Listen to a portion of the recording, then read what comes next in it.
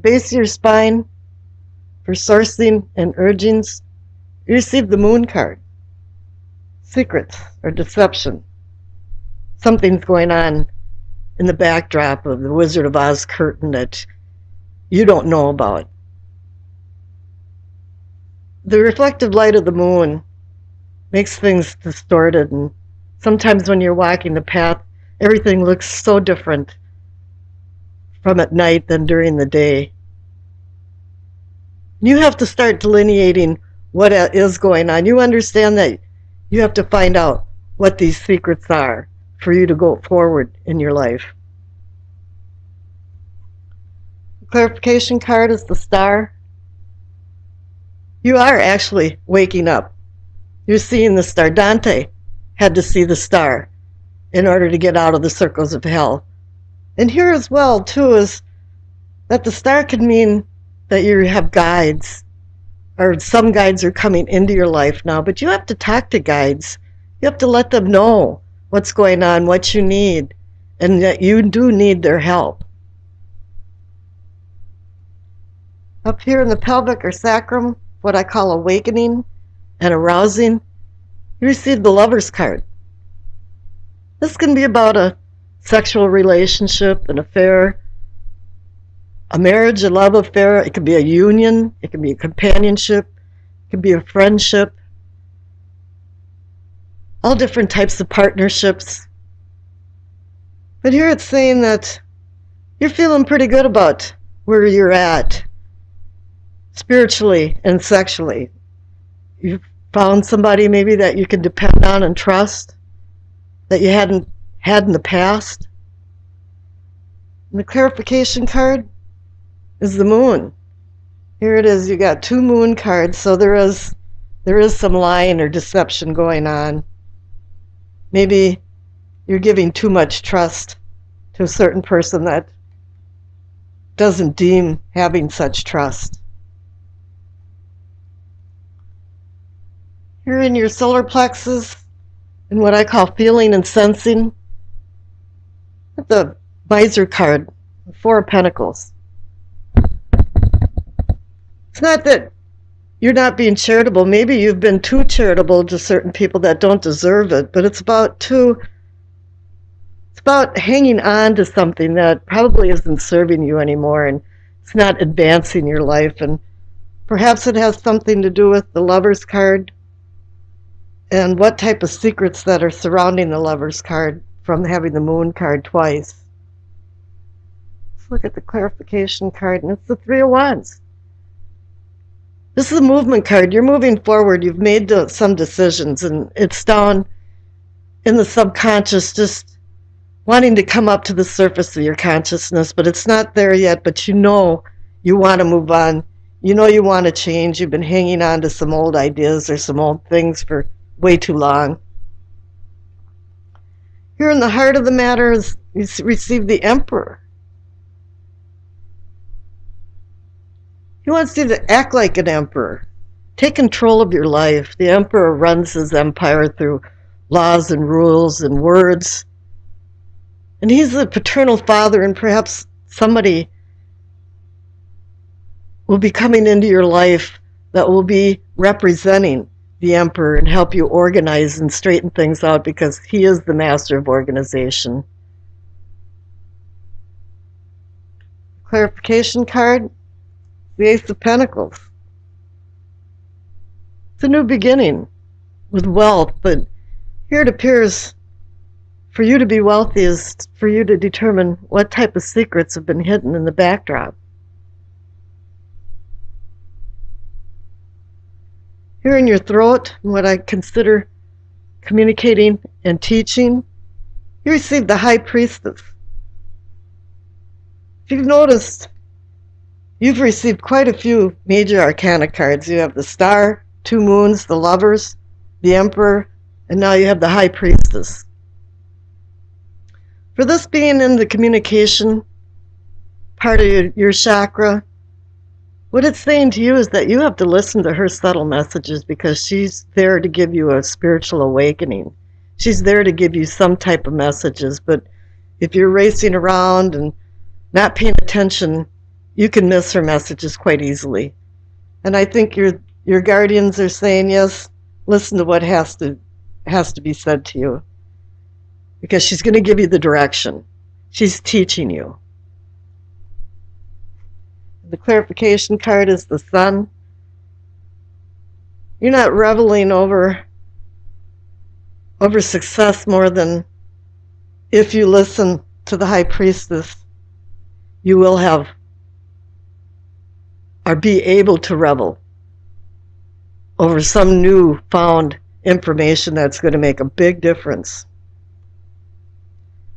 Here in the scene and envisioning the third eye, you see the Nine of Swords. It's a sorrow card. Something has bothered you enough that it's kept you awake at night. And you're trying to figure something out or resolve something, and it might have something to do with the Four of Pentacles, where you're hanging on to something, and here in some kind of love situation, there's secrets with the Moon. But it's been bothering you, and you don't want that to bother you anymore. And here you have the Seven of Pentacles, which is an odd card to have with that, but it means you're a skilled person. You understand what's going on, but more in your personal life, you've had disappointments. And here in the Crown, you got the Ace of Cups. If you notice, you have two aces in this as well. And it's a new beginning, saying a new beginning for love. And perhaps that has to do with these secrets the Moon's card's holding. And here you receive the Seven of Pentacles. I call this the almost harvest card. You're not there yet, but you have to be careful of what you're doing, but there is going to be a bounty coming in if you listen to the High Priestess and find out what type of secrets have been hidden in the backdrop. Let's see what your past card says. Your past card is the Two of Wands. In the past, you've had a lot of decisions to make. And you haven't made them. You've been kind of sitting on your laurels. Well, let's do the wait and see kind of thing. Because there really isn't any wands or a lot of wands in this that says, there's a lot of energy and movement going on. You've been just kind of sitting back and on the couch and going, yeah, I'll make some decisions. I guess I will. But the future card is the Six of Swords, and that's just a movement card. You're going from troubled waters to more calmer waters, and this is a decision you had to make with the Two of Wands. Is that you really have to move on, and you can't hang on to things like the Four of Pentacles. You have to take control of your life like the Emperor does, or have somebody that's like the Emperor help you take control of your life. The overall energy of the reading and the possible outcome is the transition card. In the Timely Tarot deck, it's the transition. In the Rider-Waite, it's the Death card, and it's transformation. It's just change. You're transforming into something new. You've made some decisions. You're not hanging on to things anymore like the Four of Pentacles. You've made these decisions. In the past, you haven't, but now you're making them. And it appears they'll be successful with the Sun card if you're listening to the High Priestess. Now here's the Doreen Virtue Messages of the Angels card. You got Crystal. That's the first time I've received this one. Have faith and hope because there's something positive and new on the horizon that you can't yet see. So maybe you've made a lot of decisions recently, but they haven't come to fruition. You haven't seen any results from it, but you're feeling good about it. You're transforming, and you're knowing you've got abundance around the corner. You've got ace cards, and a lot of this is a commanding reading because you have so many major arcana cards, and that means that it's going to... The card on the top left for what you know is the Knight of Swords. Pages bring ideas and knights act on them. But he's an impetuous knight that gallops along at full speed, and once he passes by, I'm sure you're thinking, What happened?